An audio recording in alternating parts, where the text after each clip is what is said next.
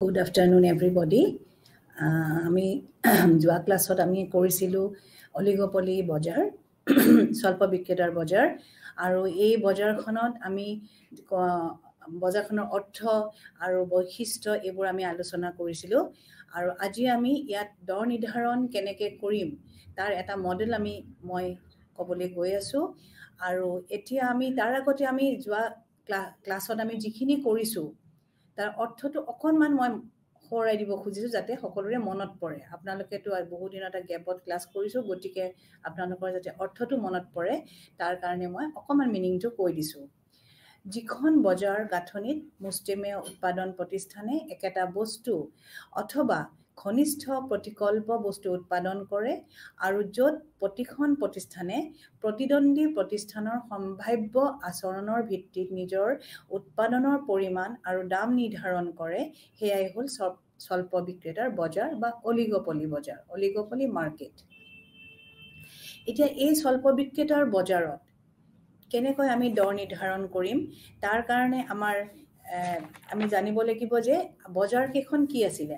মই যোৱা ক্লাছতো আপোনালোকক এই বিষয়ে কৈছোঁ যদিও আজি অকণমান আপোনালোকক এটা আভাস দিব খুজিছোঁ যে স্বল্প বিক্ৰেতাৰ বজাৰৰ প্ৰকাৰ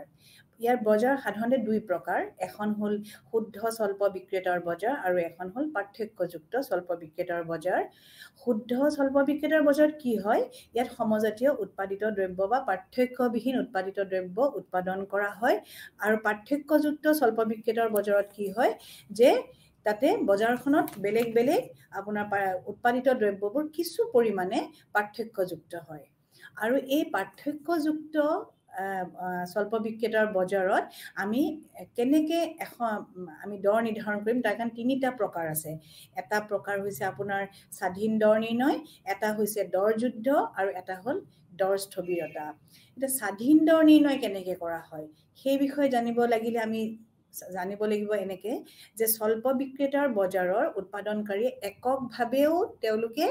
নিজে দৰ নিৰ্ধাৰণ কৰিব পাৰে প্ৰতিদ্বন্দ্বী প্ৰতিষ্ঠানসমূহৰ আচৰণবিধি পৰ্যবেক্ষণ কৰি সকলো প্ৰতিষ্ঠানে নিজ উৎপাদিত সামগ্ৰীৰ এখন নিজৰ দৰ প্ৰস্তুত তেওঁলোকে কৰিব পাৰে আৰু সেইখিনি স্বাধীনতা তেওঁলোকৰ থাকে আৰু তাৰ উপৰি আৰু এটা আছে দৰ যুদ্ধ ছেকেণ্ডটো হ'ল দৰ যুদ্ধ যেতিয়া স্বাধীন দৰ নিৰ্ণয় কিছুমানে কৰিব বেলেগ যিবিলাক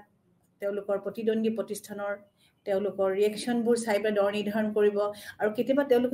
দৰ যুদ্ধটো অৱতীৰ্ণ হয় দৰ যুদ্ধ সাধাৰণতে অলিগোপলি বজাৰত দৰ যুদ্ধটো তেওঁলোকে এভইড কৰিব বিচাৰে তেওঁলোকে পৰিহাৰ কৰিব বিচাৰে কিন্তু কেতিয়াবা তেওঁলোকে দৰ যুদ্ধটো অৱতীৰ্ণ হোৱা দেখা যায় তাৰমানে কি কৰে তেওঁলোকে সীমিত সংখ্যক উৎপাদনকাৰীয়ে এটা সামগ্ৰীৰ দাম হ্ৰাস কৰিলে অইন উৎপাদনকাৰীয়েও সামগ্ৰীৰ দৰ হ্ৰাস কৰাৰ তীব্ৰ প্ৰতিযোগিতাৰ সৃষ্টি কৰে আৰু ইয়াকে দৰ যুদ্ধ বুলি কোৱা হয় কিন্তু এইটো কথা মনত ৰখা উচিত হ'ব যে অলিগোপলি বা স্বল্প বিক্ৰেতাৰ বজাৰত দৰ যুদ্ধটো সাধাৰণতে তেওঁলোকে পৰিহাৰ কৰি চলে তেওঁলোকে নিজকে লোকচানৰ অৱস্থালৈকে নিবলৈ তেওঁলোকে নিবিচাৰে এইটো হ'ল 2 নম্বৰ 3 নম্বৰটো হ'ল দৰ স্থবিৰতা তাৰমানে ৰিজিড প্ৰাইচেছ এইবিলাকত কি হয় এই দৰ স্থবিৰতাত প্ৰতিযোগিতামূলক দৰ যুদ্ধৰ পৰা তেওঁলোকে পৰিত্ৰাণ লাভ কৰি এক নিৰ্দিষ্ট দৰত বা উমৈহতীয়া দৰত সামগ্ৰী বিক্ৰী কৰা তেওঁলোকে ব্যৱস্থা কৰে বিক্ৰেতাৰ ব্যৱসায়ীয়ে তেওঁলোকে কি কৰে সামগ্ৰী বিক্ৰী কৰা প্ৰক্ৰিয়াটো এই যে এটা সামগ্ৰী এটা যে স্থবিৰ দৰত যে তেওঁলোকে বিক্ৰী কৰাৰ কাৰণে তেওঁলোকে চেষ্টা কৰে হেতুকে কয় দৰ স্থবিৰতা বা প্ৰাইচ ৰিজিডিটি গতিকে এই প্ৰাইচ ৰিজিডিটিটো সাধাৰণতে আমি অলিগোপলিত আমি দেখা পাওঁ আৰু তেওঁলোকে এই দৰ স্থবিৰতাটো কিয় গ্ৰহণ কৰে তেওঁলোকে দৰ স্থবিৰতাটো এই কাৰণেই গ্ৰহণ কৰে কাৰণ ভৱিষ্যত বিপদৰ পৰা পৰিত্ৰাণ পাবলৈ আৰু অনিশ্চয়তাৰ পৰা হাত সাৰিবলৈকে তেওঁলোকে এক সুস্থ দৰ নিৰ্ণয় কৰে সুস্থ পৰিমাণ কিমান বিক্ৰী কৰিব তাৰ নিৰ্ধাৰণৰ নীতি আৰু দৰ স্থবিৰতাৰ আশ্ৰয় লয় আৰু ইয়াৰ দ্বাৰা বিক্ৰেতাজনে এই মানে যিটো স্থিৰ দৰ এটা তেওঁলোকে ফিক্স কৰে তাৰ ওপৰত তেওঁলোকে লাভ অৰ্জন কৰিব বিচাৰে কাৰণ তেওঁলোকে দৰ যুদ্ধ ভাল নাপায় যিখন অলিগোপলি বজাৰত দৰ যুদ্ধ তেওঁলোকে ভাল নাপায় কাৰণ দৰ যুদ্ধৰ পৰা তেওঁলোকৰ কি হয় উৎপাদকজনে লাভ হেৰুৱায় তেওঁলোকে লাভৰ পৰিমাণ কমি যায় সেইকাৰণে দৰ স্থবিৰতাটো বিচাৰে আৰু চাহিদাৰ এই যেটো মই আজি আপোনালোকৰ ওচৰত যেটো মডেল মই আপোনালোকৰ ওচৰত ব্যাখ্যা কৰিবলৈ কৈ আছো সেইটো কয় কৌণিক বা তিৰ্যক অৱস্থাৰ তিৰ্যক স্থিতিস্থাপকতা মানে চাহিদাৰ স্থিতিস্থাপকতা এইটো বস্তুতে আপোনালোকৰ এই মডেলটো মই ক'বলৈ গৈ আছো আৰু তেওঁলোকে এই দৰ স্থবিৰতাটো তেওঁলোকে মানে অনুসৰণ কৰে গতিকে চাহিদাৰ কৌণিক বা তিৰ্যক অৱস্থাৰ বাবেও দৰ স্থিৰতা স্বল্প বিক্ৰেতাৰ বজাৰৰ এক অৱশ্যম্ভাৱী পৰিণাম হৈ দেখা দিয়ে এতিয়া চাব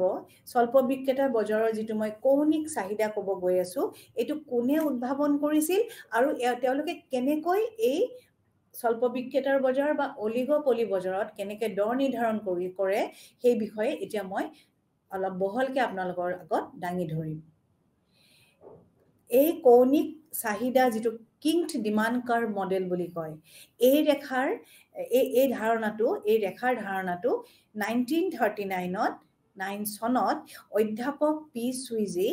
নামৰ এজন অৰ্থনীতিবিদে প্ৰৱৰ্তন কৰিছিল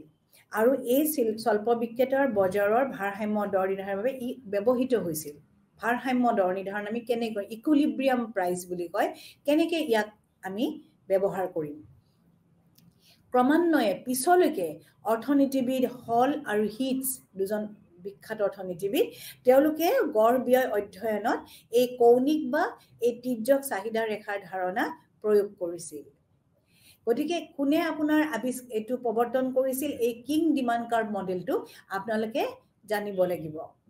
সাধাৰণতে দেখা যায় যে স্বল্প বিক্ৰেতাৰ বজাৰখনৰ চাহিদা থাকিলেও সামগ্ৰীৰ দৰ স্থিৰ হয়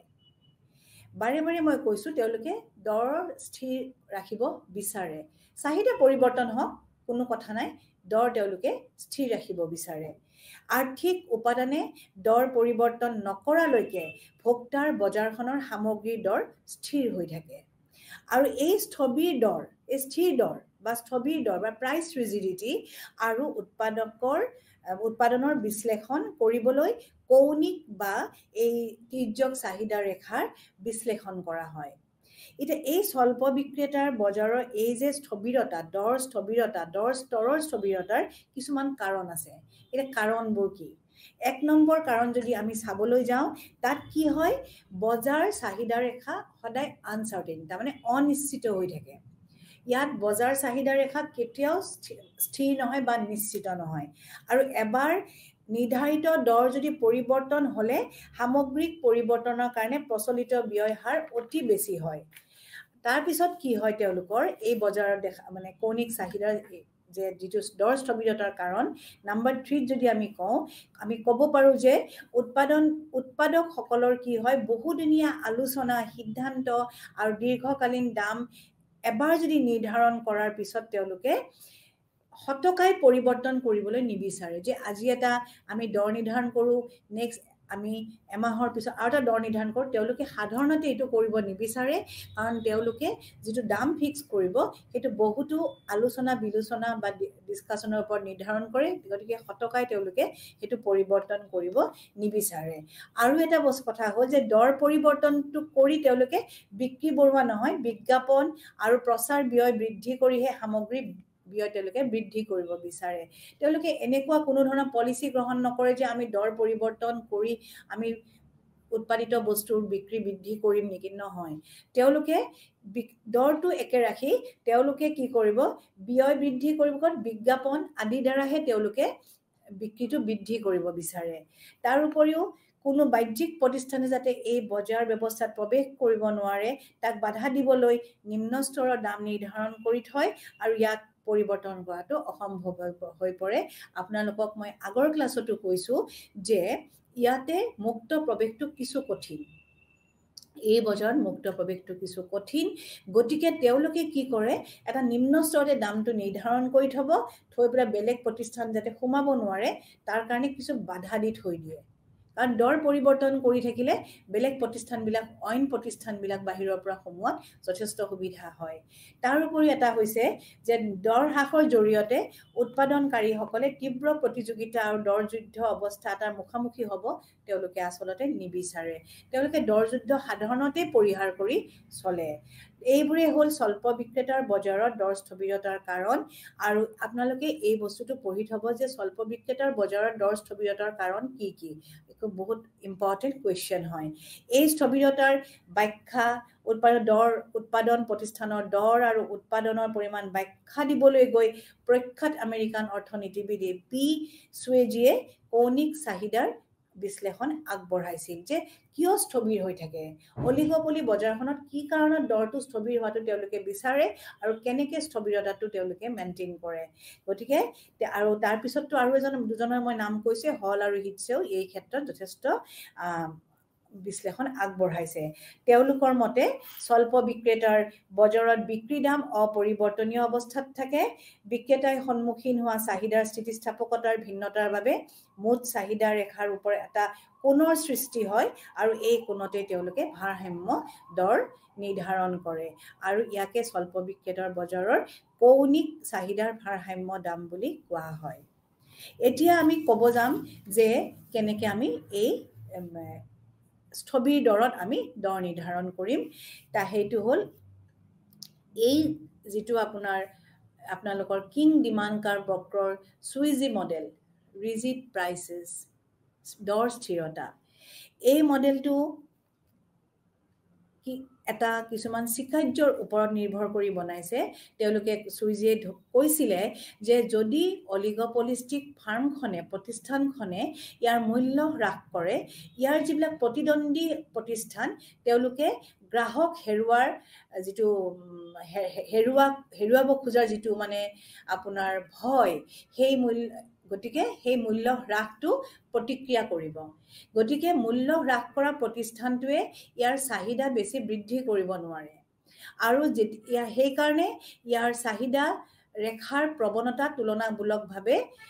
ইনইলাষ্টিক হয় ইলাষ্টিক নহয় তাৰমানে অস্থিতিস্থাপক হয় আনহাতে যদি এই অলিগপলি ফাৰ্মখনে ইয়াৰ মূল্য বৃদ্ধি কৰে তেতিয়া কি হ'ব তেতিয়া প্ৰতিদ্বন্দ্বী প্ৰতিষ্ঠানখনে অনুসৰণ নকৰে যদি দৰ বৃদ্ধি কৰে তেতিয়া অনুসৰণ নকৰে আৰু তেওঁলোকৰ মূল্যও সলনি নকৰে আৰু এনেদৰে প্ৰতিষ্ঠানখনে দাবী কৰা যিটো পৰিমাণ যথেষ্ট হ্ৰাস পাব গতিকে চাহিদা বক্ৰৰ এই অংশটো তুলনামূলকভাৱে স্থিতিস্থাপক হয় যিটো মানে আপোনাৰ দাম বৃদ্ধি হোৱাটোৰ অংশটো স্থিতিস্থাপক হয় আৰু কম যিটো দৰ হ্ৰাস কৰা অংশটো অস্থিতিস্থাপক হয় এই দুটা পৰিস্থিতিত কি হয় অলিগপলি ফাৰ্মৰ চাহিদাৰ ৰেখাডাল প্ৰচলিত যিটো বজাৰ মূল্য হয় তাত এটা কিং আহে কিং মানে ভাজ আহে আৰু তাতে মূল্যৰ যিটো দৰ স্থিৰতাটো তাতে কি হ'ব আপোনাৰ আমি সেই পইণ্টটোতে আমি ব্যাখ্যা কৰিব পাৰিম এতিয়া হৈছে আমাৰ এক নম্বৰ আমি এটা আপোনালোকক আমি চিত্ৰ দেখুৱাম এই চিত্ৰটোত আপোনালোকে দেখিব যে কেবিডি আপোনালোকে কেবিডি এডাল ৰেখা দেখা পাইছে কেবিডি তাত পি এটা কিং আছে আপোনালোকে চাব পি পইণ্টত এটা কিং আছে সো বৰ্তমানৰ এই যিটো কেবিডি এজন বিক্ৰেতাৰ আপোনাৰ যিটো কেপি চাওক কেপি ৰেখা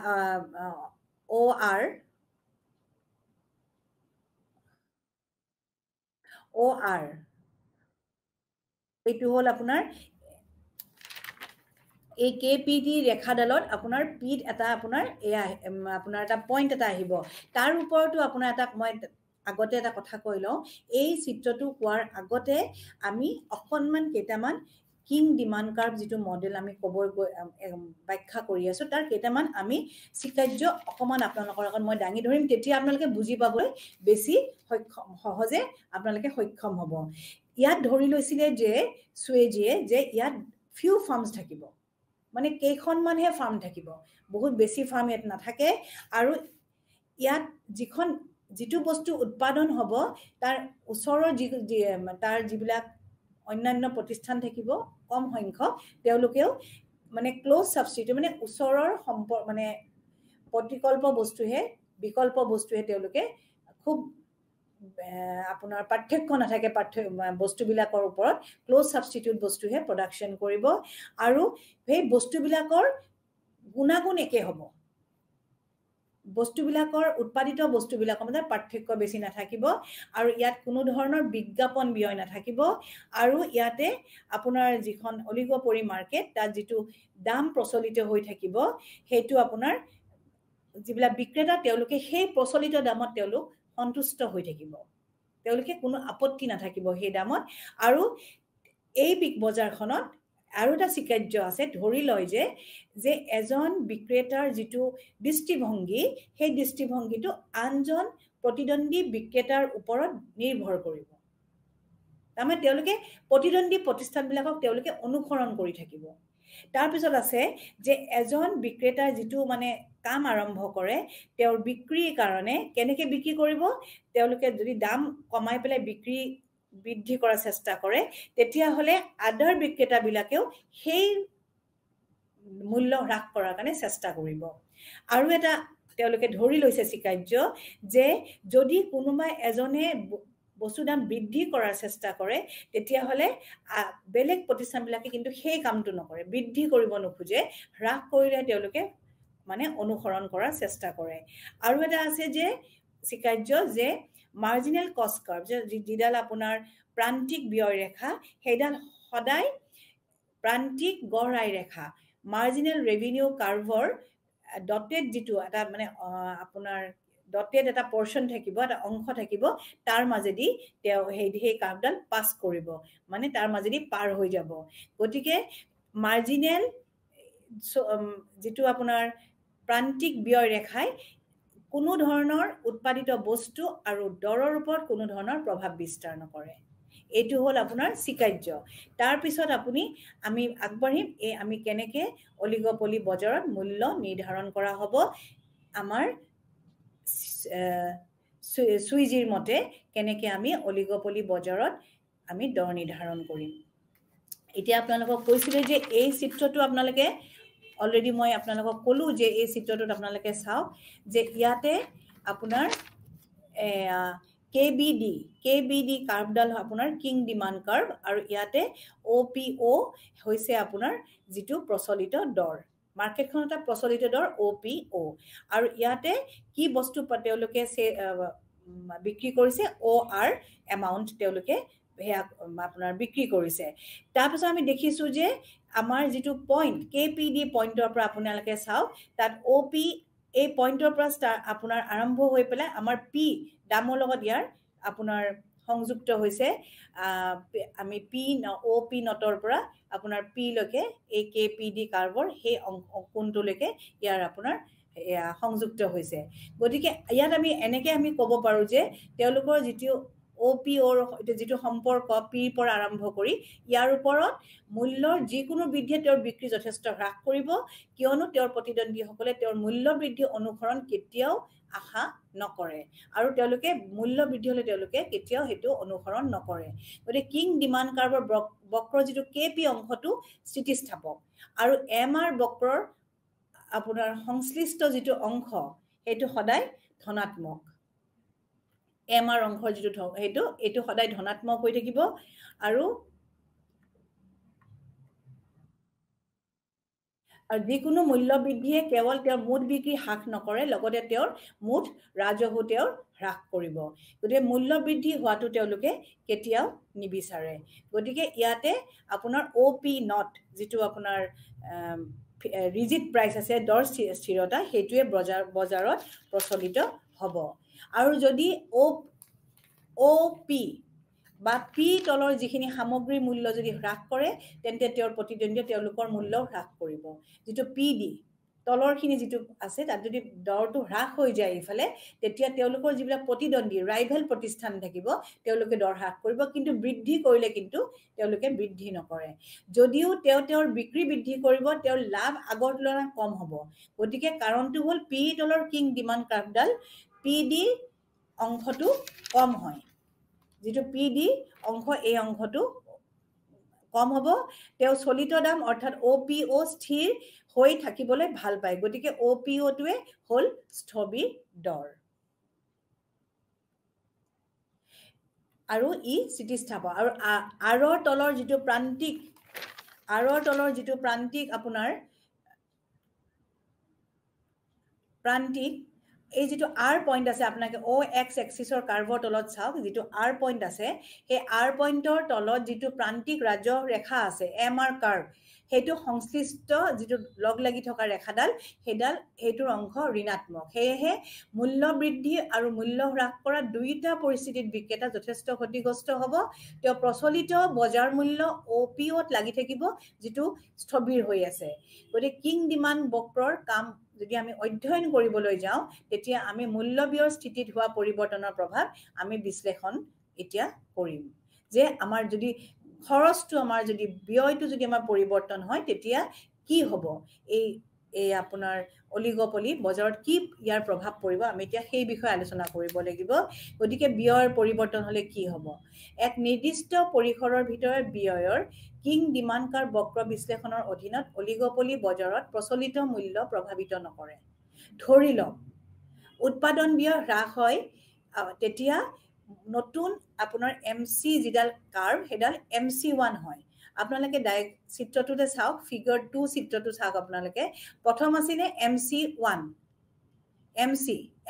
MC পৰা যেতিয়া আপোনাৰ খৰচটো প্ৰান্তিক ব্যয়টো কমে তেতিয়া নতুন কাৰ্ভডাল আহি যাব আপোনাৰ MC1 এই MC1 ত কি হ'ব উৎপাদন ব্যয় হ্ৰাস হয় আৰু এই ব্যৱধানত এবিধ MR ৰেখাডাল কৰ্তন কৰে যাতে সৰ্বাধিক লাভ কৰা উৎপাদন হৈছে OR য'ত OPO মূল্যত বিক্ৰী কৰিব পাৰি মন আৰু উল্লেখযোগ্য যে যিকোনো ব্যয় হ্ৰাসৰ হৈতে নতুন MC ৰেখাডাল সদায় ব্যৱধানত MR ৰেখাৰ হ্ৰাস কৰিব কিয়নো ব্যয় হ্ৰাস হোৱাৰ লগে লগে দুটা কাৰণত এবিৰ যেটো আপোনাৰ আপুনি চিত্ৰটো চাওক এবিৰ ব্যৱধানটো বৃদ্ধি হৈ থাকে কি কাৰণত এবিৰ ব্যৱধানটো বৃদ্ধি হৈ থাকে ব্যয় হ্ৰাস হোৱাৰ লগে লগে চাহিদা ৰেখাডালৰ ওপৰৰ অংশ অৰ্থাৎ কেপি যেটো আপোনাৰ অংশটো অধিক স্থিতিস্থাপক হৈ পৰে কিয়নো এজন বিক্ৰেতাৰ দ্বাৰা মূল্য বৃদ্ধি প্ৰতিদ্বন্দ্বী সকলে অনুসৰণ নকৰে আৰু তেওঁৰ বিক্ৰী যথেষ্ট সেইভাবে হ্ৰাস পায় কাৰণে তেওঁৰ হেতু অধিক স্থিতিস্থাপক হৈ পৰে আৰু নাম্বাৰ 2 আছে যে ব্যয় হ্ৰাস হোৱাৰ হৈতে কিং বক্ৰৰ নিম্ন অংশ যেটো PD অধিক অস্থিৰ হৈ থাকে তাৰ মানে অধিক স্থিতিস্থাপক হৈ থাকে কিয়নো এজন বিক্ৰেতাৰ দ্বাৰা মূল্য হ্ৰাস হলে আন প্ৰতিদ্বন্দ্বী সকলে অনুসৰণ কৰে বুলি তেওঁলোক নিশ্চিত হয় আৰু সেই কাৰণে তাৰ তলৰ পাৰ্টটো আপোনাৰ অধিক স্থিতিস্থাপক হৈ থাকে এনেদৰে আপুনি যেটো KPD অংশ তাত KPD অংশটো আপোনালোকে দেখা পাইছে চিত্ৰত আপোনাৰ চিত্ৰ ফিগাৰ 2ত মই এটো দেখুৱাইছো আৰু এই KPD কোণটোত পিত এটা সঠিক কোণ হয় আৰু ইয়াত ব্যৱধান AB বহল হয় মানে ওয়াইড হৈ থাকে যাতে বিন্দু A তলৰ যিকোনো MC কাৰ্ভে ৰেখাই ব্যৱধানৰ ভিতৰ প্ৰান্তিক MR কাৰ্ভডাল হ্ৰাস কৰিব সো মুঠ ফলাফলত আমি ক'ব পাৰো যে একেই যিখিনি উৎপাদিত বস্তু সেই একে মূল্য OPO আৰু অলিগোপলিষ্টিক বিক্ৰেতাৰ বাবে এটা ডাঙৰ লাভ তাৰমানে OPO যেতিয়া দৰটো স্থিৰ হৈ থাকিব আৰু সেই আপোনাৰ চিত্ৰত চাওক সেই OR যেটো লেভেলত যিখিনি প্ৰডাকশন হৈছে তাতে এই প্ৰতিষ্ঠানখনে লাভ কৰিব পাৰিব গতিকে দৰ স্থবিৰতাটো তেওঁলোকে বিচাৰে আৰু যদি উৎপাদন ব্যয় বৃদ্ধি হয় তেন্তে প্ৰান্তিক ব্যয় এতিয়া আপোনাকে এবাৰ আমি প্ৰান্তিক ব্যয়টো আমি হ্ৰাসটো দেখালো MC1 এতিয়া আমি কৈছো যে প্ৰান্তিক ব্যয়টো বৃদ্ধি হ'ব তেতিয়া MC2 তেতিয়া আমাৰ পুৰণি যিডাল কাৰ্ভ আছে MC হেডাল কাৰ্ভ ওপৰলৈ শিফট কৰিব MC2 লৈকে মানে স্থানান্তৰিত হ'ব আৰু তেতিয়াই উচ্চ যিডাল MC বক্ৰ MC2 হেডালৰ বক্ৰৰ লগত এই তলৰ বক্ৰ মানে কাৰ্ভডালৰ যেটো ব্যৱধান সেই ব্যৱধানৰ এই বক্ৰডালক সেট কৰিব আৰু মূল্যৰ পৰিস্থিতি কঠিন হ'ব অৱশ্যে ব্যয় বৃদ্ধিৰ হৈতে মূল্য অনিৰ্দিষ্ট কাললৈ স্থিৰ হৈ থকাৰ কোনো সম্ভাৱনা নাথাকে মানে এটো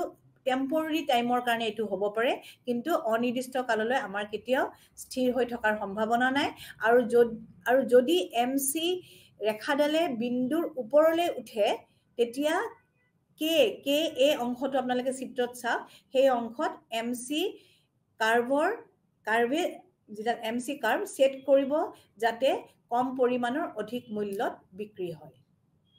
কম পৰিমাণৰ অধিক মূল্যত বিক্ৰী হয় এতিয়া আমি এই চিত্ৰ এই ফিগাৰটো চাই আমি এইটো সিদ্ধান্তত উপনীত হ'ব পাৰো যে এই স্বল্প বিক্ৰেতাৰ বজাৰত যিবোৰ প্ৰতিষ্ঠান থাকে বহুতো মূল্য তেওঁলোকে স্থিৰ কৰি ৰাখিব পাৰে আনকি যেতিয়ালৈকে ব্যয় সলনি হয় তেতিয়ালৈকে এমসি কাৰ্ভে ইয়াৰ অবিৰত অংশত যেডাল এমআৰ ৰেখা তাত সেই এমআৰ ৰেখাডালক কৰ্তন কৰি থাকিব মানে কাটি থাকিব এতিয়া আমাৰ যেটো প্ৰাইস ৰিজিডিটি মূল্য স্থিৰতা এই স্থিৰতাৰ ওপৰত চাহিদাৰো পৰিৱৰ্তন আমি চাব লাগিব অকল আমি ব্যয়ৰ পৰিৱৰ্তন চালেই নহব চাহিদা স্থিতিৰ পৰিৱৰ্তনো আমি ইয়াতে আলোচনা কৰিব লাগিব কাৰণ স্থিৰতাৰ ওপৰত অকল ব্যয়ৰ পৰিৱৰ্তনে প্ৰভাৱ বিস্তাৰ নকৰে চাহিদাৰ পৰিৱৰ্তনেও প্ৰভাৱ বিস্তাৰ কৰে গতিকে আমি এতিয়া আমি এই যেটো প্ৰাইস ৰিজিডিটি মূল্য স্থিৰতাৰ ওপৰত আমাৰ চাহিদাৰ পৰিৱৰ্তনৰ কি প্ৰভাৱ পৰিব তাৰ বিষয়ে আলোচনা কৰিম এতিয়া কি হৈছে আপোনালোকে চিত্ৰটো আসলতে চাব লাগিব ইয়াতে প্ৰতিটো বস্তু চিত্ৰৰ লগত আমাৰ এক্সপ্লেনেশন আহিব গতিকে আপোনালোকে চিত্ৰটো চাওকচোন চিত্ৰটোত থাকিব যে আমাৰ ফিগাৰ 3 ইয়াত D2 টো হৈছে এডাল অৰিজিনাল ডিমান্ড কাৰ্ভ তাৰ মানে এডাল অৰিজিনাল চাহিদা ৰেখা আৰু MR2 টো হৈছে আপোনাৰ তাৰ লগত এই চাহিদা ৰেখাৰ লগত ইয়াৰ কৰেসপন্ডিং আপোনাৰ এডাল মাৰ্জিনাল প্ৰান্তিক আই ৰেখা ইয়াত কি হৈছে আৰু এমসি কাৰ্ভডাল হৈছে ইয়াৰ মাৰ্জিনাল কষ্ট কাৰ্ভ তাৰ মানে প্ৰান্তিক ব্যয় ৰেখা সাপোজ আমাৰ ডিমান্ডটো কমিল চাহিদাটো কমিল তেতিয়া আমাৰ সেই D1 কাৰ্ভডালে সেই চাহিদা কমাটো দেখুৱাব আৰু MR1 যেডাল মাৰ্জিনাল ৰেভিনিউ 1 নম্বৰ ৰেখা MR2 ৰ পৰা MR1 লৈকে ই আহি যাব কাৰণ চাহিদাটো কমিছে আৰু যেতিয়া ডিমান্ড কমিব তেতিয়া যেতিয়া দাম কমাই দিয়া ডিমান্ড কমিলে দাম কমিলে ডিমান্ড কমাৰ ফলত দামটো যেতিয়া কমিব হ্ৰাস পাব তেতিয়া আমি এজন বিক্ৰেতাই হেতু মুভ কৰিব আৰু তাৰ লগে লগে আপোনাৰ ৰাইভেল প্ৰতিদ্বন্দ্বী বিলাকেও হেতু ফলো কৰিব অনুসৰণ কৰিব আৰু তেতিয়া কি হ'ব LD1 যেডাল কাৰ্ভ হেডাল নিউ ডিমান্ড কাৰ্ভ হ'ব আৰু সেই কাৰ্ভডাল আপোনাৰ বেছি অস্থিতিস্থাপক হৈ উঠিব আৰু এই HD1 HD2 যেডাল কাৰ্ভ আছিল প্ৰথম অৰিজিনাল চাহিদা ৰেখা তাতকৈ LD1 কাৰ্ভডাল বেছিকৈ অস্থিতিস্থাপক হৈ পৰিব আৰু তাতে এটা আমাৰ এংগল স্টাৰ্ট হ'ব L2 হৈছে আপোনাৰ এটা ৰাইট এংগল আৰু এই যাৰ যেটো গ্যাপ EF ৰ গ্যাপটো আপোনালোকে চাওক EF ৰ গ্যাপ MR1 কাৰ্ভৰ যেটো EF ৰ গ্যাপ হেতুৱে আপোনাৰ বেছি বহল হ'ব কোনটোতকৈ বেছি বহল হ'ব এই যেটো প্ৰথম আমাৰ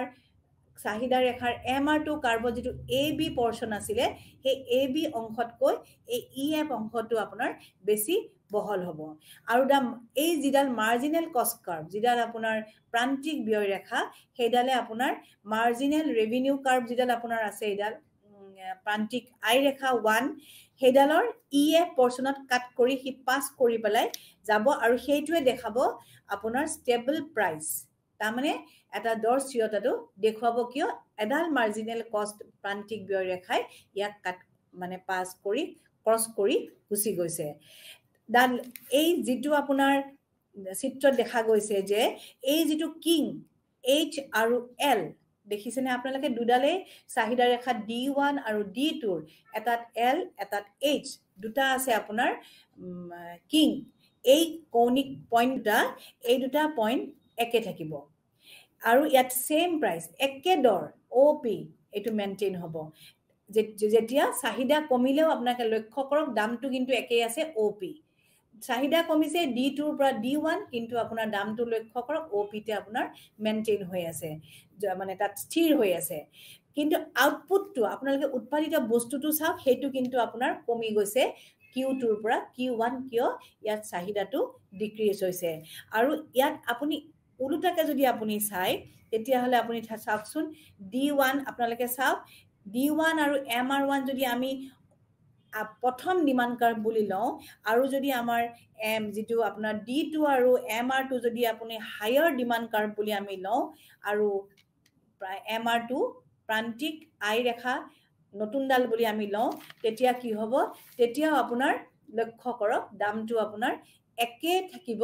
কিন্তু উৎপাদিত বস্তুটো বৃদ্ধি পাব আপোনালোকে বুজি পাইছে যেতিয়া আমি উলুটাকে যদি আমি এটা বিপৰীত সূত্ৰ এখন চাওঁ যে চাহিদাটো বাঢ়িছে D1 ৰ পৰা D2 তেতিয়াও দামটো OP তে স্থিৰ হ'ব কিন্তু উৎপাদিত বস্তুটো Q1 ৰ পৰা Q2 লৈ বৃদ্ধি পাব আৰু যদি ডিমান্ডটো কমে চাহিদাটো কমে তেতিয়া D2 ৰ পৰা D1 লৈকে হ্ৰাস পাব আৰু উৎপাদিত বস্তু Q2 ৰ পৰা Q1 লৈকে আপোনাৰ হ্ৰাস পাব কিন্তু বস্তুৰ দৰটো আমাৰ একে থাকিব OP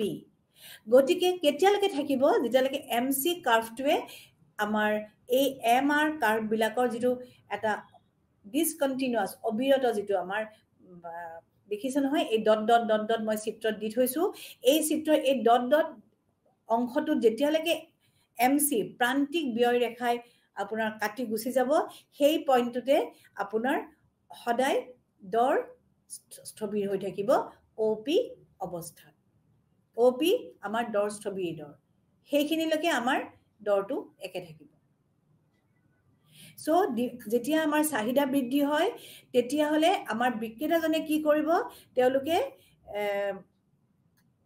বস্তুৰ দাম বৃদ্ধি কৰিব বিচাৰে কিন্তু আৰু বেলেগ বিলাকে আশা কৰে যে তেওঁক আমি ফলো কৰিম যেতিয়া চাহিদা বৃদ্ধি হয় ব্যয় বৃদ্ধি বা দৰ বৃদ্ধি নহয় চাহিদা বৃদ্ধি হয় আৰু সেইটোৱে আমাৰ যিটো MH আপোনালোকে চাওক MH এডাল আপোনাৰ ৰেখাডালত দেখিব MH যিটো ওপৰৰ পৰ্চন নিউ ডিমান্ড কাৰ্ভৰ হেতু ইলাষ্টিক হ'ব আৰু NL পৰ্চনটো কি হ'ব আপোনাৰ ওল্ড কাৰ্ভ যে পুৰণা ডালতকৈ তাৰ ওপৰৰ ডাল বেছি ইলাষ্টিক হ'ব NLতকৈ MH পৰ্চনটো বেছি ইলাষ্টিক হ'ব মানে স্থিতিস্থাপক হ'ব কিয় তাত চাহিদাটো বৃদ্ধি পাইছে বৃদ্ধি পোৱাৰ কাৰণে দামটো তেওঁলোকে বৃদ্ধি পাব আৰু দামটো বৃদ্ধি হলে বস্তু আমাৰ চাহিদাটো স্থিতিস্থাপক হৈ যায় আৰু দামটো যদি হ্ৰাস হয় তেতিয়া চাহিদাটো অস্থিতিস্থাপক হৈ যায় গতিকে এই আৰু যিটো এই যিটো এংগল আছে H কৌণিক যিটো কোণ আছে H কোণটো সেইটো আমাৰ ৰাইট এংগলতকে ই দূৰত গুছি যাব কাৰণ কিয় হেতু স্থিতিস্থাপক হৈ আছে কাৰণে হি অকমান আতৰি গুছি যাব আৰু যিটো AB গ্যাপ সেই AB গ্যাপটো MR2ত আছে সেই কাৰ্ভটো কি দেখায় সেই কাৰ্ভটো আমাক মানে ইংগিত দিয়ে কিহৰ ওপৰত যে হাই প্ৰাইস তাৰ মানে উচ্চ দৰ আৰু কম আপোনাৰ উৎপাদিত বস্তু যদি আপোনাৰ এই মাৰ্জিনাল কস্ট কাৰ্ভ ডাল MC কাৰ্ভ ডাল যদি এই গ্যাপটো দি MR2 দি কাৰ্ভটো যদি আপোনাৰ ক্ৰস কৰি গুছি যায় তেতিয়া হলে তাত প্ৰাইস স্টেবিলিটি বা দৰ স্থিৰতা নিৰ্ধাৰণ হয় গতিকে এই তিনিটা চিত্ৰৰ পৰা আমি দৰ স্থিৰতাটো আমি ভালকৈ সুইজি যিটো মডেল হেতু আমি ভালকৈ অধ্যয়ন কৰিব পাৰো আৰু গতিকে আপোনালোকে এই দৰ স্থিৰতাৰ যিটো সুইজি কৌণিক চিত্ৰ এইগেটা আপোনালোকে অলপ চিত্ৰগেটা বিশেষকৈ আপোনালোকে এইটো খুব ইম্পৰ্টেন্ট কোৱেশ্চন গতিকে আপোনালোকে এই চিত্ৰগেটা ভালকৈ বুজিব চেষ্টা কৰিব আৰু ভালকৈ চিত্ৰগেটা যদি বুজি নাপায় তেতিয়া হলে আপোনালোকে এই সুইজি মডেলটো লিখিব নোৱাৰিব গতিকে আমাৰ প্ৰথমতে আমি কলো যে ইয়াতে চাহিদা প্ৰথমতে আমি কলো যে যেতিয়া আমাৰ MC কাৰ্ভ ডাল আৰু MR কাৰ্ভৰ ওপৰত আমাৰ প্ৰথম যেটো আমাৰ ফাৰ্স্ট ফিগাৰ আছিল তাত আমি দেখালো MC আৰু MR ৰ যেটো আমাৰ কেনেকে ক্ৰস কৰি কোনটো পাৰ্ট আমাৰ KPD কোনটো অংশ স্থিতিস্থাপক কোনটো এটা অংশ অস্থিতিস্থাপক আৰু তাৰ পিছত আমি নেক্সট দেখালো যে যেতিয়া ব্যয়টো হ্ৰাস হয় তেতিয়া আমাৰ কেনেকে আপোনাৰ দৰ স্থিৰ হৈ থাকিব এই যেটো ব্যয় স্থিৰ হোৱাৰ যেটো আমাৰ KPD যেটো আমাৰ এংগল আছে আপোনাকে 2 নম্বৰ চিত্ৰটোত চাওক তাত P P টো এটা ৰাইট এংগল হয় সোঁফালে থকা আৰু যিটো গেপ AB টো এইটো বহল হৈ যায় ওয়াইড হৈ যায় কাৰণ ইয়াত MC কাৰ্ভ টো আপোনাৰ A পইণ্টৰ তলত আছে আৰু A পইণ্টৰ তলত ই কি কৰিছে এই যিটো MR কাৰ্ভ মানে প্ৰান্তিক আই ৰেখা তাত আপোনাৰ কি কৰিছে কাট কৰিছে গতিকে আমাৰ নেট ৰিজাল্টটো কি হ'ব যে OR যিটো উৎপাদিত বস্তু হেতু আমাৰ সেম দাম OPO তে আমাৰ বিক্ৰী কৰিব লাগিব আৰু তাতে যিটো অলিগোপলি বিক্ৰেতা তাতে তেওঁ সৰ্বাধিক লাভ অৰ্জন কৰিব সৰ্বাধিক লাভ তেওঁ অৰ্জন কৰিব যদি তাত দৰ স্থিৰ হৈ থাকে আৰু দৰ স্থিৰতাটোৱে অলিগোপলি স্বল্প বিক্ৰেতাৰ বজাৰৰ মুখ্য উদ্দেশ্য তেওঁলোকৰ সেই যিখিনি কম সংখ্যক প্ৰতিষ্ঠানে বস্তু উৎপাদিত বস্তু যে বিক্ৰী কৰিব তেওঁলোকে সেই স্থিৰ দৰতে তেওঁলোকে থাকাটো যথেষ্ট তেওঁলোকে ভাল পায় আৰু যেতিয়া আপোনাৰ এটা কথা মনত ৰাখিব আপোনালোকে যেতিয়া আপোনাৰ বস্তু এটাৰ ব্যয় বৃদ্ধি হয় ব্যয়টো বৃদ্ধি হয় তেতিয়া মাৰ্জিনেল কষ্ট কাৰ্ভ তাৰ মানে প্ৰান্তিক ব্যয় ৰেখাডাল সদায় হি বৃদ্ধি পায় আৰু হি তেতিয়া কি হ'ব আমাৰ লেফটে আপোনাৰ ই আমাৰ চিত্ৰ ফিগাৰটোত দেখিব তেতিয়া হি ওপৰলৈ মানে লেফটে মানে বাও হাতে হি পৰিৱৰ্তন হৈ যাব আৰু হি MR কাৰ্ভকো হি MR কাৰ্ভকো হি আপোনাৰ কাটাকাটি কৰিছে আৰু এইটোৱে আপোনাৰ এই গেপটো এই পইণ্টলৈকে এইখিনি গেপটো আপোনাৰ এই গেপটোতে আপোনাৰ সেই MR কাৰ্ভডালক প্ৰান্তিক আই ৰেখাডালত কাটাকাটি কৰিছে আৰু তাতে কি হ'ব তাতেও প্ৰাইচটো চাওক আপোনালোকে OP0 তাৰ মানে OAP P আৰু এই কোণ P আৰু OP নটত আপোনাৰ দৰটো স্থিৰ হৈ আছে সো এই যেতিয়া দৰ বৃদ্ধি হ'ব আৰু তেতিয়া আপোনাৰ বহুত দিনলৈকে এইটো কিন্তু আপোনালোকে এইটো আমি জনাটো উচিত যে যেতিয়া দৰ ব্যয় বৃদ্ধি হয় তেতিয়া আমাৰ দৰটো বহু দিনলৈকে অনিৰ্দিষ্ট কাললৈকে দৰ বৃদ্ধি যদি হৈ থাকিব ষ্টেবল হৈ থাকিব নোৱাৰে কাৰণ দৰৰ লগতো ব্যয়ৰ লগতো দৰটোতো পৰিৱৰ্তন হৈয়ে থাকিব গতিকে আপোনাৰ দৰ বৃদ্ধি হ'ব আপোনাৰ ব্যয় বৃদ্ধি হ'ব দৰটো একে থাকিব সেইটো এটা আপোনাৰ ভাল লক্ষণ নহয় গতিকে ব্যয়ৰ লগত দৰৰ পৰিৱৰ্তন হয় কিন্তু আমাৰ সুইজিয়ে কৈছে যে এই অলিগোপলি মাৰ্কেটত সুইজি কৈছে যে এইটো অনিৰ্দিষ্ট কাললৈ নহয় যদি ব্যয়টো বৃদ্ধি হয় দৰটো বহু দিনলৈকে আপোনাৰ স্থিৰ হৈ নাথাকে আৰু ধৰি লওক যদি আপোনাৰ এই যিডাল প্ৰান্তিক ব্যয় ৰেখা যদি এই পইণ্টটোত এই চিত্ৰ টুটো আপোনালোকে লক্ষ্য কৰিব সেই এই পইণ্টৰ ওপৰত যদি গুচি যায় হি এই MC কাৰ্ভৰ এই যিটো KA পৰ্চন থাকিব KA পৰ্চনত আপোনাৰ কি কৰিব কাটাকাটি কৰিব আৰু তেতিয়াই আমাৰ কম পৰিমাণৰ উৎপাদিত বস্তু বিক্ৰী কৰিব লাগিব যদি আপোনাৰ এই পইণ্টৰ ওপৰত আমাৰ প্ৰান্তিক ব্যয় ৰেখাডাল গুচি যায় তেতিয়া আমাৰ K পইণ্টলৈকে আহিব আৰু তেতিয়া আমাৰ উৎপাদিত বস্তুৰ পৰিমাণ হ্ৰাস পাব উৎপাদিত বস্তুৰ পৰিমাণ হ্ৰাস হোৱাৰ লগে লগে আপোনাৰ একে দামতে উৎপাদিত বস্তুৰ পৰিমাণো হ্ৰাস হ'ব সো আমি শেষত ক'ব পাৰো যে আমাৰ প্ৰাইস দৰ স্থবিৰতা যেটো আমাৰ অলিগোপলি মাৰ্কেটত থাকে যদি ব্যয়ৰ পৰিৱৰ্তন হয় তেতিয়া সেই অৱস্থাত কি হ'ব প্ৰান্তিক ব্যয় ৰেখাই প্ৰান্তিক আয় ৰেখা এই যেটো ডিসকন্টিনিউয়াস অবিৰত পৰ্চন A আৰু B তাৰ মাজত সেট কৰিব এটো হল আপোনাৰ অলিগোপলি মাৰ্কেটৰ আপোনাৰ দৰ নিৰ্ধাৰণ PM সুইজিৰ আৰু এই PM সুইজিৰ এই দৰ নিৰ্ধাৰণ যেটো আপোনাৰ মডেল হেতু কয় দা প্ৰাইস আউটপুট দৰ আৰু উৎপাদন নিৰ্ধাৰণ অলিগোপলি মাৰ্কেট দৰ আৰু উৎপাদন নিৰ্ধাৰণ P সুইজিৰ প্ৰফেসৰ সুইজিৰ দৰ নিৰ্ধাৰণ মডেল ব্যাখ্যা কৰা এনেকে প্ৰশ্নটো আহিব পাৰে আৰু তাত আপোনালোকে এই তিনিটা চিত্ৰই আপোনালোকে অংকন কৰি ভালকৈ লিখিব লাগিব যে কেনেকৈ দৰ পৰিৱৰ্তন হলে কেনেকৈ চাহিদা ৰেখা স্থিতিস্থাপক হয় অস্থিতিস্থাপক হয় দৰ ব্যয় পৰিৱৰ্তন হলে প্ৰান্তিক ব্যয় পৰিৱৰ্তন হলে কি হ'ব তেতিয়া প্ৰান্তিক আয় ৰেখা কেনেকৈ ই প্ৰভাৱিত কৰিব তাৰ ওপৰত উৎপাদনৰ ওপৰত কেনেকৈ প্ৰভাৱ পৰিব দৰৰ ওপৰত কেনেকৈ প্ৰভাৱ পৰিব তাৰ উপৰি চাহিদা যদি আমাৰ পৰিৱৰ্তন হয় তেতিয়া আমাৰ কেনেকৈ পৰিৱৰ্তন হ'ব সেই বিষয়ে আপোনালোকে ক'ব লাগিব গতিকে এইটোৱে হ'ল আমাৰ পি প্ৰফেসৰ সুইজিৰ আপোনাৰ কিং ডিমান্ড কাৰ্ভ মডেল তাৰমানে কৌণিক চাহিদা মডেল আপোনালোকে এইটো স্বীকাৰ্য সহিতে আপোনালোকে লিখিব আৰু এনেকেও এটা আহিব পাৰে যে স্বীকাৰ্যসমূহ কি আছিলে স্বীকাৰ্যসমূহ আমাৰ পি সুইজিৰ স্বীকাৰ্যসমূহ আলোচনা কৰা বুলি ক'লেও আপোনালোকে স্বীকাৰ্যখিনি লিখিব লাগিব যে ইয়াত এখন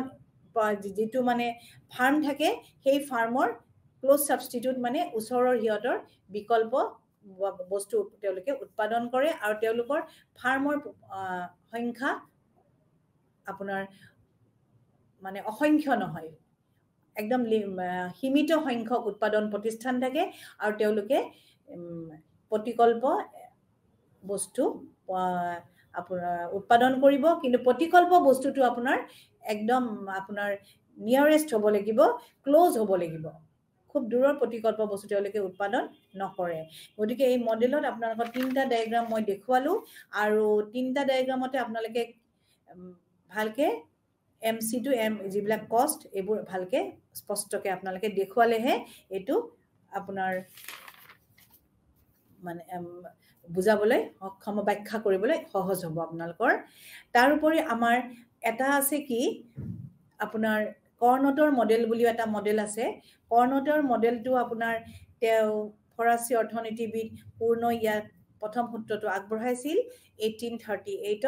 আৰু এই মডেলটো আপোনালোকৰ যেতিয়া ব্যাখ্যা কৰিম এই মডেলটো কিছুমান স্বীকাৰ্যৰ ওপৰতে নিৰ্ভৰ কৰিব আৰু এই স্বীকাৰ্যসমূহ মই কৈ দিব বিচাৰিছো কৰ্ণটৰ মডেলত ইয়াত দুখন প্ৰতিষ্ঠান থাকিব তাৰমানে দুঅপলি মডেল অলিগোপলি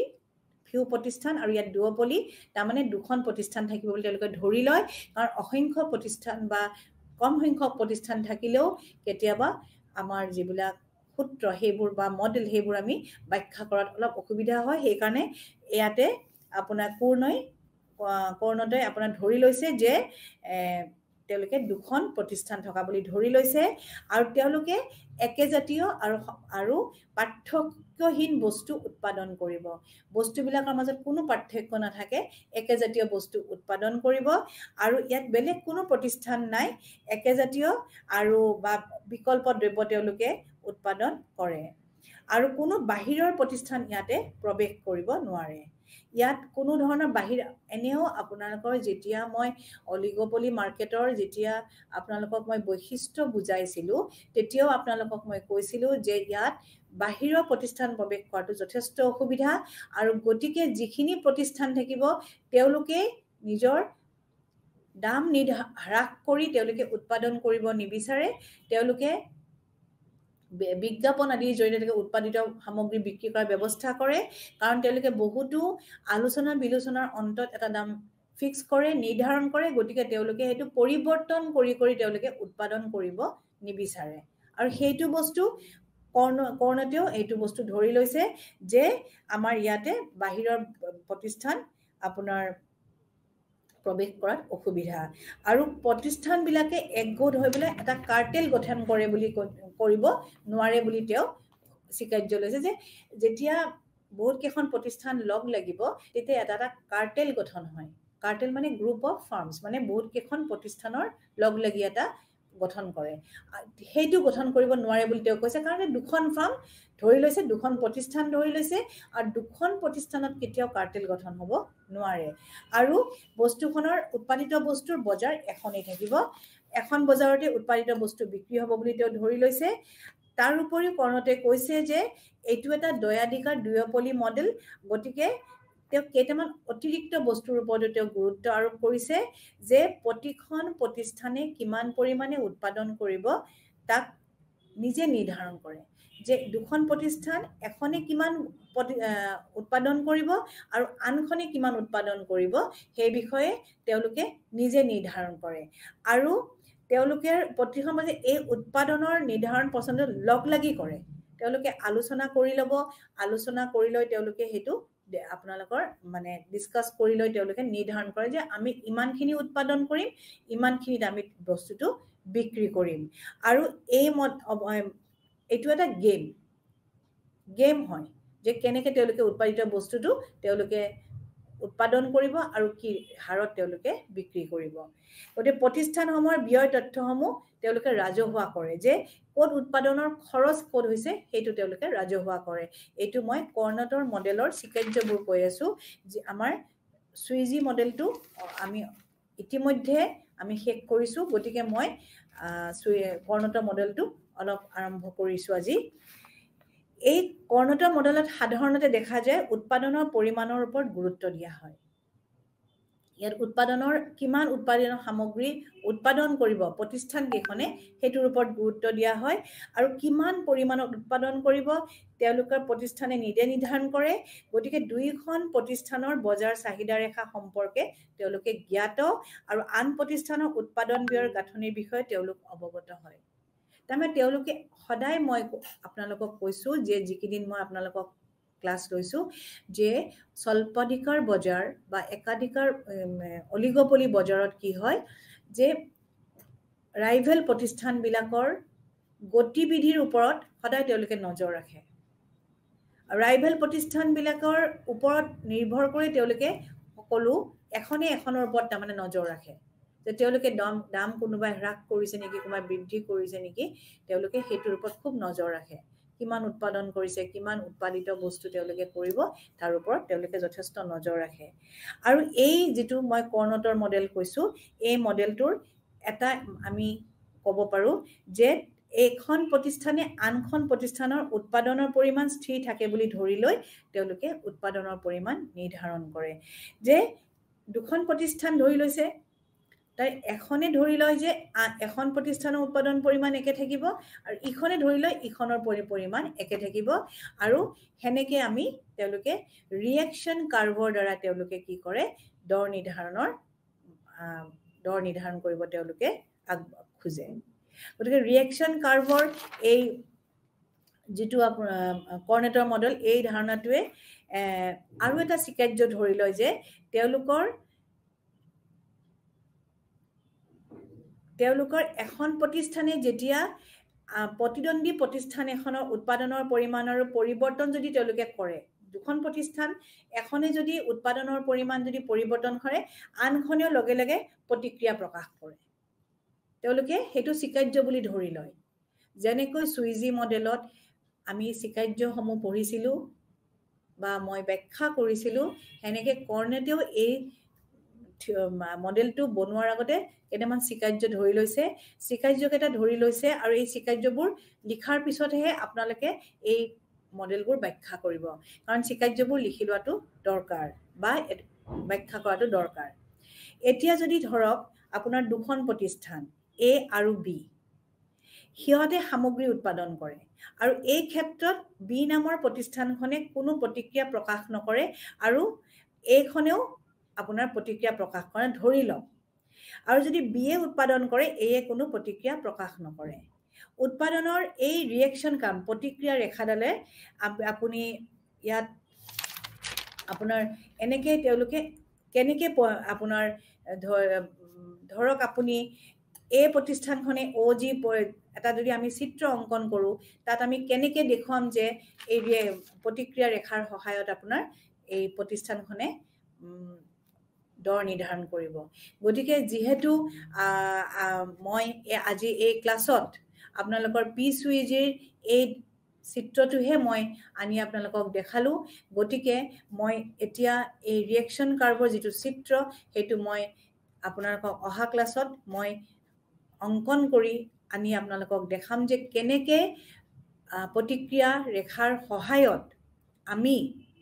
দৰ নিৰ্ধাৰণ কৰিব পাৰো কৰ্ণতে আমাক কেনেকে ব্যাখ্যা কৰিছে দৰ নিৰ্ধাৰণ কৰিবলৈ তাকে আমি দেখুৱাব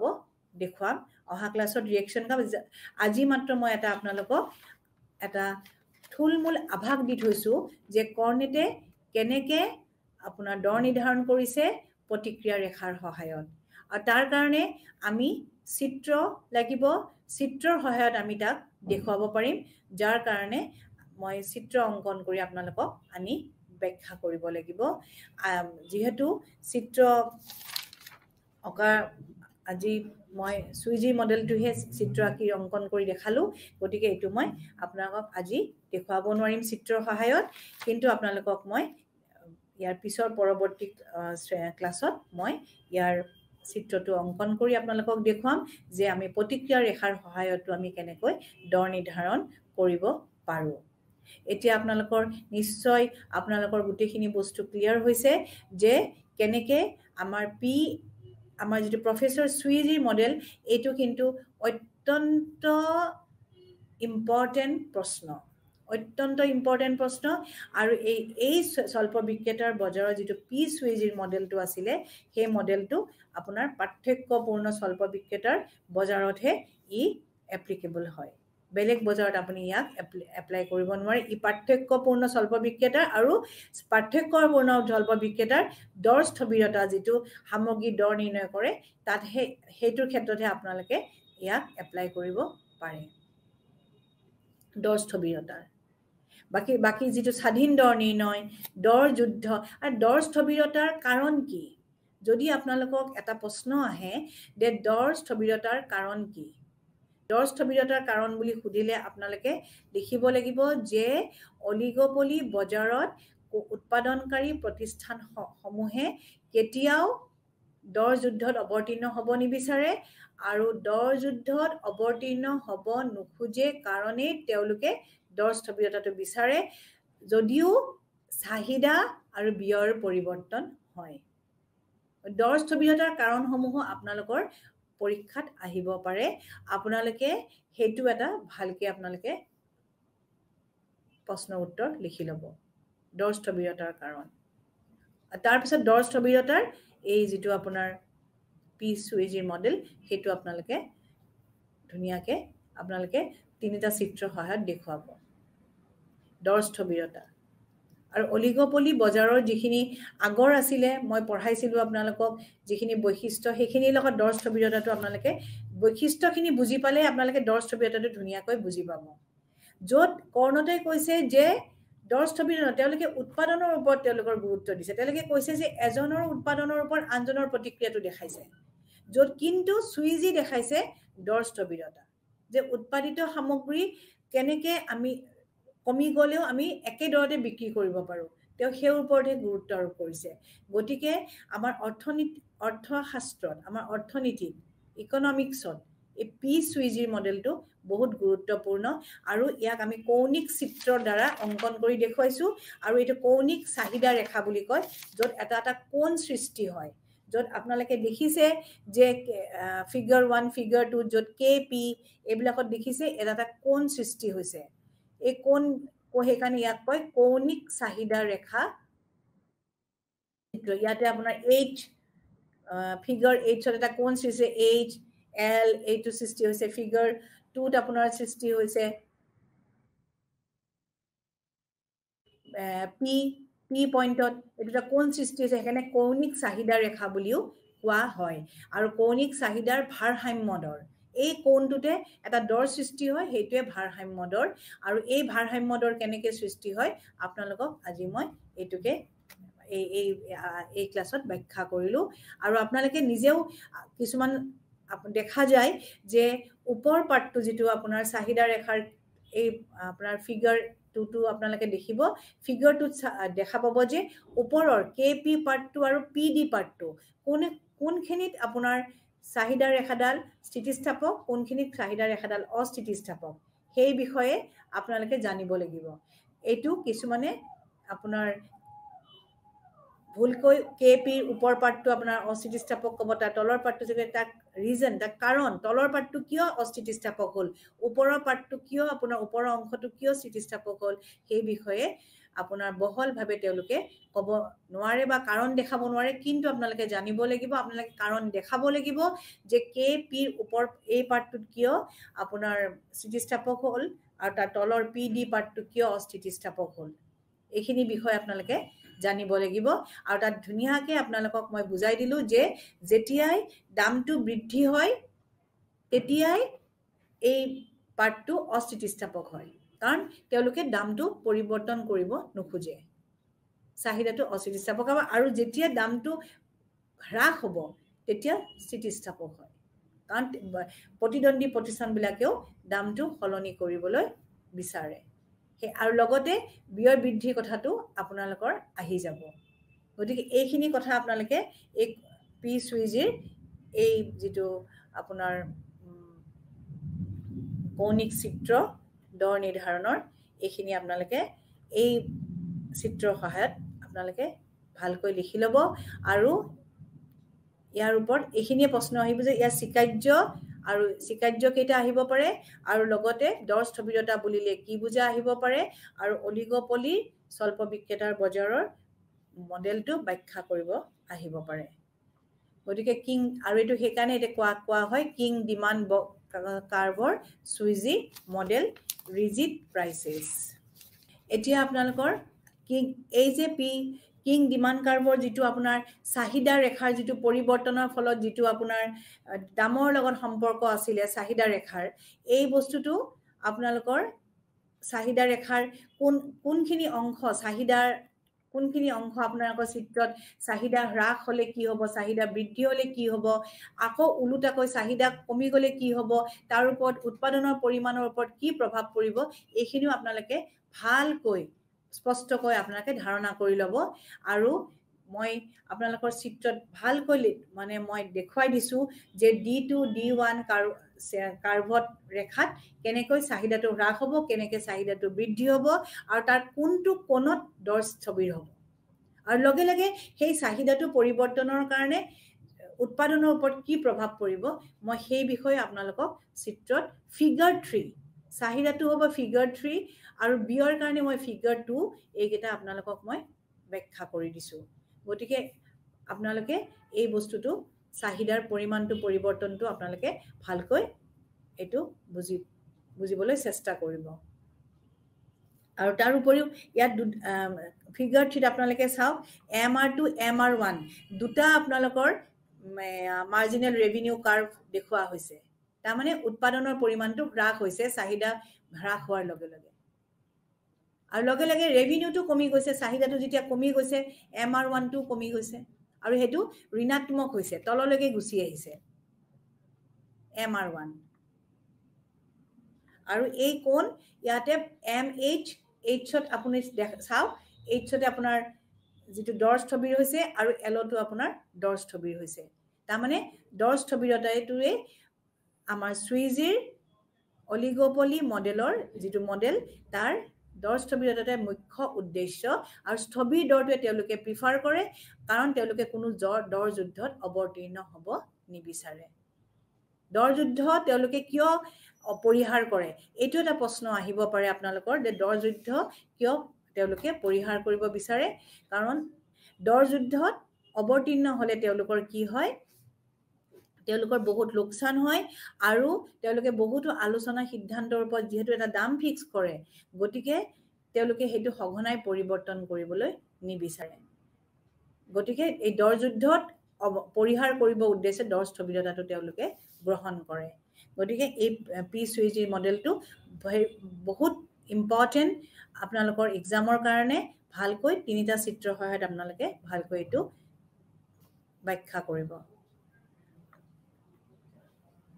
আৰু এই মূল্য স্থিৰতা আৰু দৰ স্থিৰতা, এইটো একেই। দৰ স্থিৰতা তেওঁলোকে কিয় কৰিব বিচাৰে, আৰু দৰ যুদ্ধ কিয় পৰিহাৰ কৰিব বিচাৰে। আৰু দৰ যুদ্ধটো পৰিহাৰ কৰাটোৱে হ'ল স্বল্প বিক্ৰেতাৰ বজাৰৰ মুখ্য বৈশিষ্ট্য। অলিগপলি মাৰ্কেটৰ মুখ্য বৈশিষ্ট্যই হ'ল দৰ যুদ্ধ পৰিহাৰ কৰা আৰু তেওঁলোকে আপোনালোকে কিন্তু এই চাহিদা ৰেখাডালৰ ওপৰ অংশ আৰু তলৰ অংশৰ এই যেটো স্থিতিস্থাপকতা অস্থিতিস্থাপকতা হেতু কিন্তু আপোনালোকে ভালকৈ ক্লিয়াৰ হৈ পেলাই লব নহলে এটো আপোনাৰ কেতিয়াবা ভুল হৈ যায় যে কোনটো তলৰ পাৰ্টটো কিয় অস্থিতিস্থাপক ওপৰ পাৰ্টটো কিয় স্থিতিস্থাপক আৰু সেই বিষয়ে আপোনালোকে এই ভালকৈ চিত্ৰকেটা অনুসৰণ কৰিলে আপোনালোকে গম পাই যাব